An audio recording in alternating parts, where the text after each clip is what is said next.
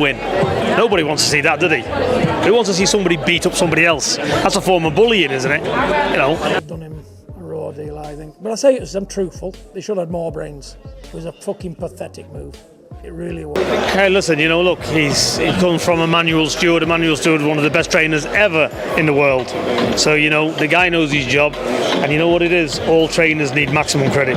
And I give credit to any trainer. You know, it's not an easy job, this. So, no, the man's obviously talented. He knows his fight. Father-son relationship. And, you know, that's stuff for me should be left to keep on a personal level. I think those two have achieved so much. I mean, I've not always seen eye to eye with both of them, but family are coming from, his dad's coming from. However, it's Tyson's decision, and if he's going to come back, he's fighting in a couple of weeks' time. I'd much rather he does it now than sits around for 4 or 5. Does it? His powers won't be the same. He's not got a lot of miles on the clock. We will see. I mean, I think the big thing with John, what upsets John, is the training. Peter Fury, John Fury's own brother, calls him a disgrace to the Fury family, openly criticizing his reckless and embarrassing behavior.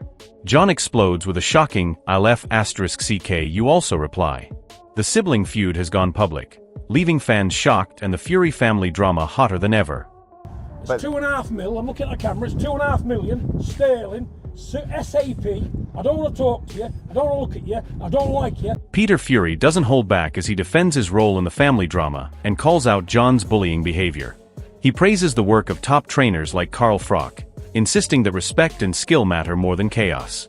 Peter clearly positions himself as the voice of reason, while John's antics continue to provoke controversy. You know what, I really don't care. I don't look at it. I'm not interested in it. I'm interested when fights are signed on a line and they're getting... Froch steps in and doesn't hold back, calling John Fury a complete embarrassment and a bully. He slams the attention-seeking antics and makes it clear that enough is enough.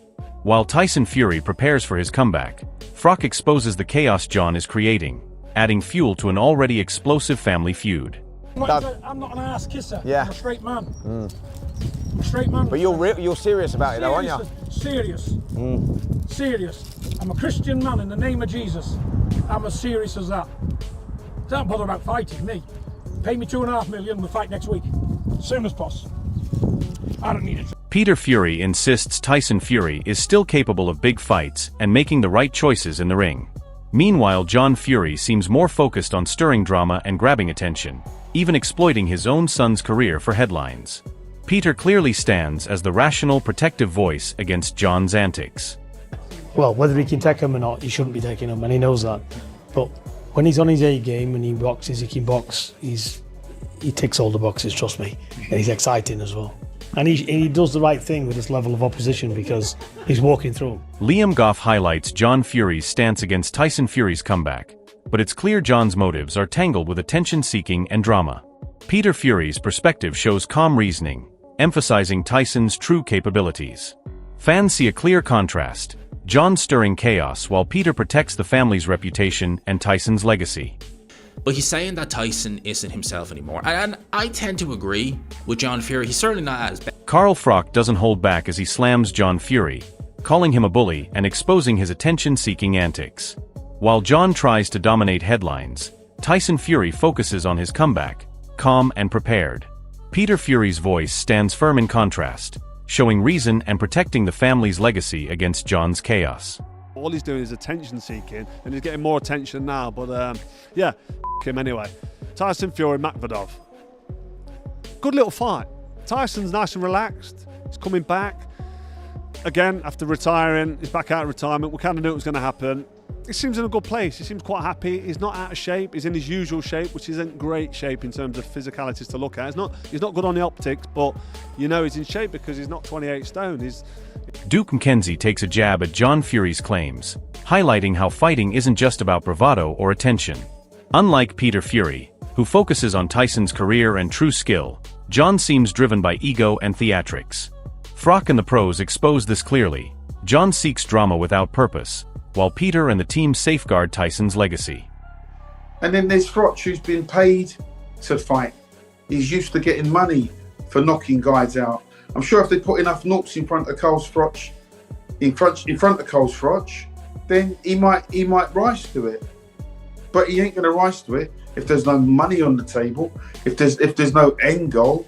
If you want to punch up, you can go out in the street and have that any day of the week. The Wade Plemines doesn't mince words, mocking John Fury's overconfidence and physical decline.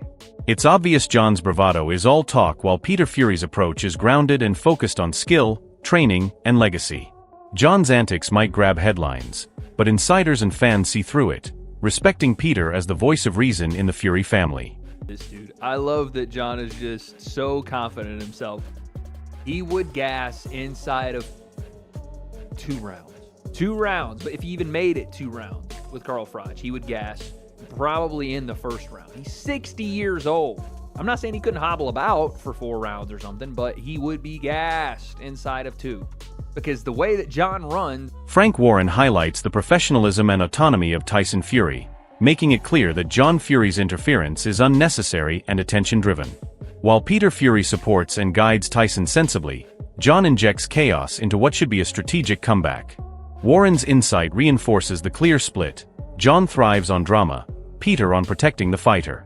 I'm sure Tyson would prefer that not to be said, and I'm a big believer. You keep you haven't got to tell the world what you got to say to your family, yourself, and to yourself. Shane Fury puts it bluntly: Tyson has already conquered the world and amassed wealth beyond imagination. Yet John Fury injects himself into the story for ego, not necessity. Peter Fury respects Tyson's choices and focuses on real challenges. The contrast couldn't be clearer: rational guidance versus self-serving theatrics undermining the Fury family's reputation. The thing is there's nothing more left in life for these boxers. When these great boxers what's completed the game and they've got everything, what else can Tyson do? There's only so much yachts and sailing, and there's only so much flying on holidays, and there's only so much fucking whatever a normal person thinks is good you can do before you're sick. Tyson Fury's words reveal focus and discipline, a sharp contrast to John Fury's chaos. While John seeks headlines and drama, Tyson keeps to his own lane with Peter Fury guiding him. Fans can see the truth: John's ego overshadows judgment, but Peter ensures Tyson's legacy and career remain untarnished amidst the controversy. People around me never have and I never will, because I'm a psychopath. I can't have 1 million people around me, because it doesn't work. I just have the same old people I've always knew, that's it. I'm not interested in making new friends, I'm not interested in what the next man's got, I'm not interested in what the next door neighbour's doing, don't care. Keep myself to myself. Simon Jordan calls out John Fury for making a spectacle of private family issues. Peter Fury contrasts this by keeping Tyson's career and personal life out of tabloids, focusing on what actually matters: training, strategy, and legacy. John's attention-seeking interviews only deepen family tension, proving he thrives on controversy, while Peter's voice remains grounded, rational, and respected by insiders. Fans see clearly who's looking out for Tyson and who's exploiting the situation for drama. Relationships, you repair them in private, not in the public domain. John, on the times that I've met John, I found him to be engaging and charming. But there's other times when I've seen him whether it's an act, or curated or whatever, it's boorish, it's unpalatable, it's unpleasant. When you headbutt Ukrainians in front of Saudi royalty and behave yourself in a way that's not particularly appetizing, you get judged by it. So, with due respect to the fact it's a scoop for these guys, I'm not hugely interested in John Fury's. Darren Till lays it bare, calling John Fury a bully. Unlike Peter Fury, who manages Tyson with intelligence, John hides behind macho posturing and empty threats. His talk of fighting men is hollow, a smokescreen for personal ego. Observers and fans alike see this clearly. Peter's leadership protects Tyson's career and reputation, while John's antics only stir unnecessary chaos. The Fury family feud now feels like a public spectacle, with John playing the provocateur and Peter standing firmly as the voice of reason. I think he's a bully, John Fury. I think he's a proper bully, and he talks about fighting man. I don't buy none of it. I don't buy it. Eddie Hearn confirms John Fury was once integral to Tyson's training, yet now his ego and public attacks have created a divide. Peter Fury steps in as the stabilizing force, ensuring Tyson stays focused and career-oriented. While John's motivations are self-serving, Peter protects both the fighter and family legacy. This public fallout highlights a clash between personal vendettas and professional responsibility, with John's antics eroding respect while Peter maintains authority and credibility in the boxing world. I didn't know, they've always been very close, and John's always been a big part of the training team. I know he's had his trainers in Sugar Hill and, Ben Davison, but, John's his dad, and he's been a big part of the journey, and for some reason, I don't know why, it's not my business, but they've clearly fallen out. And, it's never nice to see, and definitely not. Joe Egan exposes John Fury as all talk and no action, challenging his self-proclaimed hard man image. John hides behind words, seeking drama, while Peter Fury ensures Tyson remains focused on legitimate competition.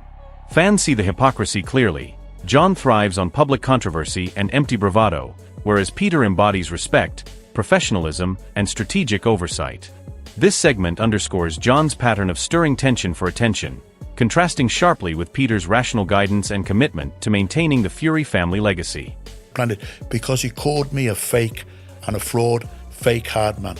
I will show him how much of a fake hard man I am. He's the one that's shying away from the fight. The Fury family drama has reached boiling point, and the spotlight is firmly on John Fury, whose antics continue to create chaos while Peter Fury stands as the rational voice protecting Tyson and the family legacy. John's public attacks, threats, and attention-seeking behavior show he is more concerned with his own ego than the well-being of the fighters or the Fury name. Peter Fury has consistently demonstrated wisdom, experience, and loyalty, ensuring Tyson remains focused on his comeback and career, not personal vendettas. Fans and insiders alike are questioning John's motives as he openly confronts family members and mocks those around him while Peter quietly manages every aspect with authority and strategy. The contrast is stark and undeniable, with John looking increasingly isolated and Peter commanding respect both in the gym and the media. The situation is more than a family feud, it is a battle of credibility and influence where John's reckless behavior risks tarnishing the legacy of one of boxing's greatest families while Peter continues to safeguard it. Who truly has the Fury name at heart? Are you siding with Peter's rational guidance or John's chaotic ego? What do you think? Drop your thoughts below, and let us know who really deserves respect in this saga.